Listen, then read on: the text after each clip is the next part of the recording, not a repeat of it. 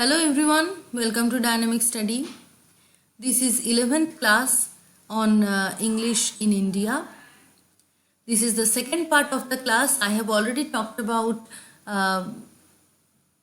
some important acts and commissions in the first part of the video. I hope you have already watched that. So in the previous video we have talked about how English was introduced, English education was introduced in India. And we have also discussed the resolutions of Charles Grant and Charter Act of 1813. So today we will discuss some other important acts and commissions related to that and the role of some important persons who played a major part in spreading English education in India. So let's begin. So after the Charter Act of 1813, the demand for English education in India was gradually increasing.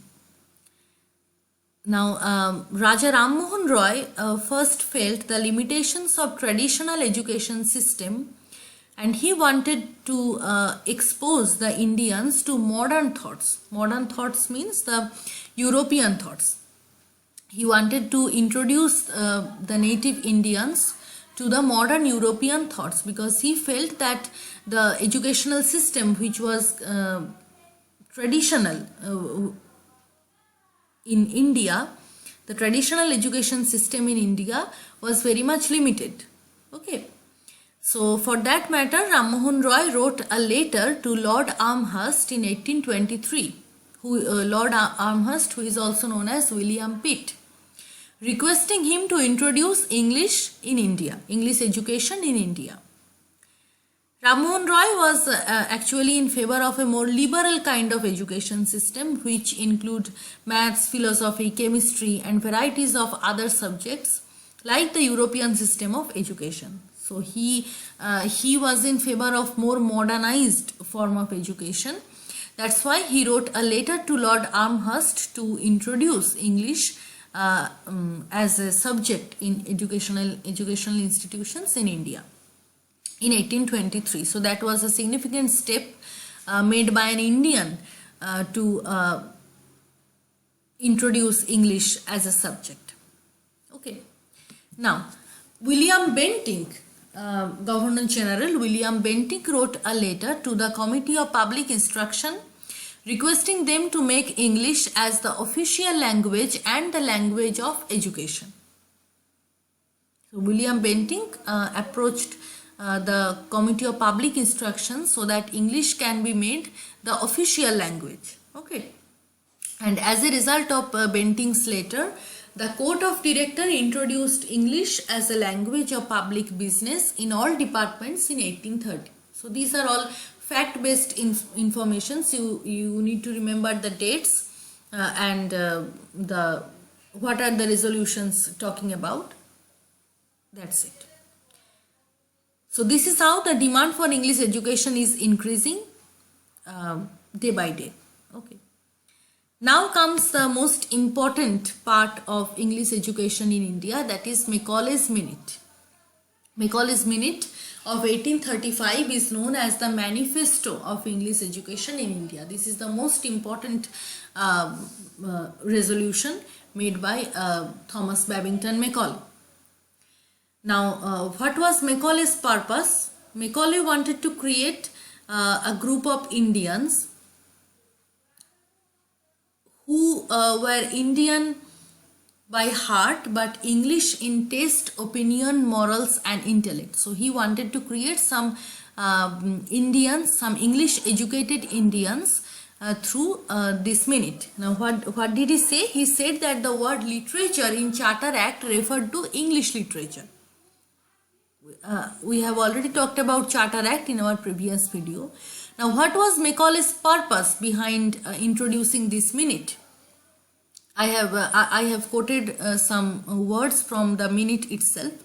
So this is how quote unquote what he said. We must at present do our best to form a class who may be the interpreter between us and the millions whom we govern.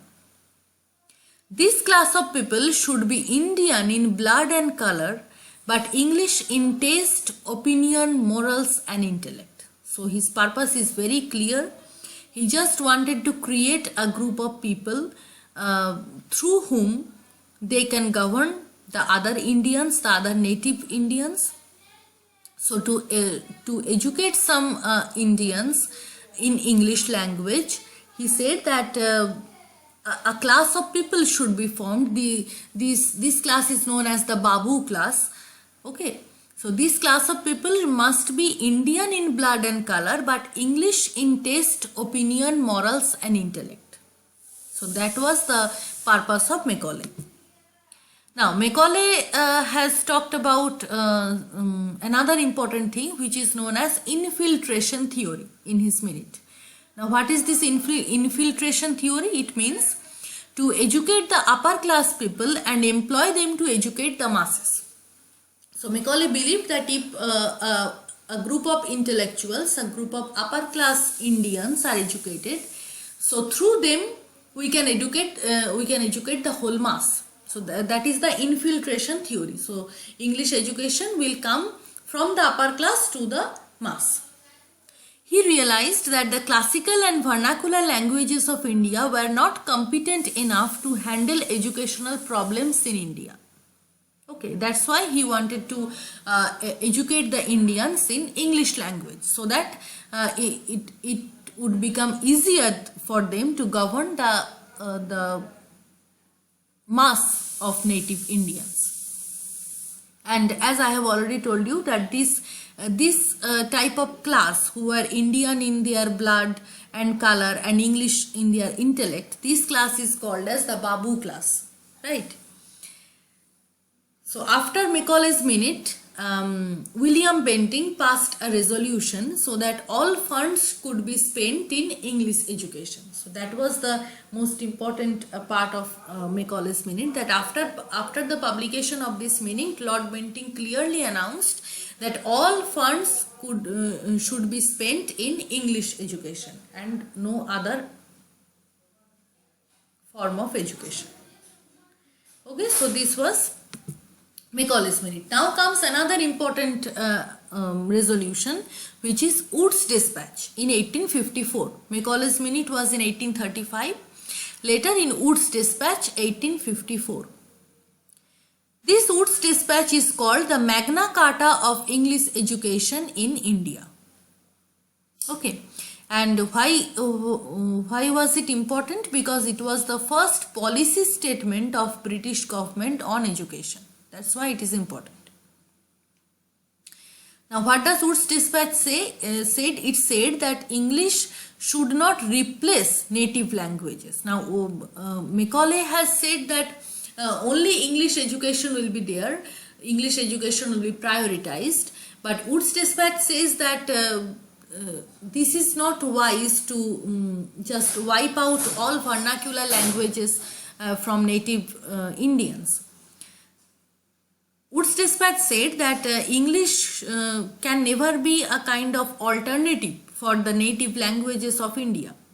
What we should do is that we should combine English and the vernacular language, and that will help better to educate the Indians. So Wood's Dispatch is in favor of a harmonious combination between English and the vernacular. And that's why it recommended the translations of classical European works into Indian vernacular languages, so that Indians can be educated through their own language. There should be a combination, there should be a balance between introducing English and introducing the vernacular. So both of these are important. We need to create a balance, and only that Indians can be educated in a better way. And the most important thing is that in Wood's Dispatch, for the first time, female education was emphasized. That is the most important thing. And it also said that the teachers must be trained properly. So the training of the teachers to teach the students was given importance. Another important thing is that in Wood's dispatch it is mentioned that Christianity as a subject should be taught after the school hours, but it should not be compulsory for all. Students can learn out of their interest only. So religious education was not compulsory. It was said that if any student want to learn Christianity, then he can join the class. Otherwise, Christianity will not be a compulsory subject for all.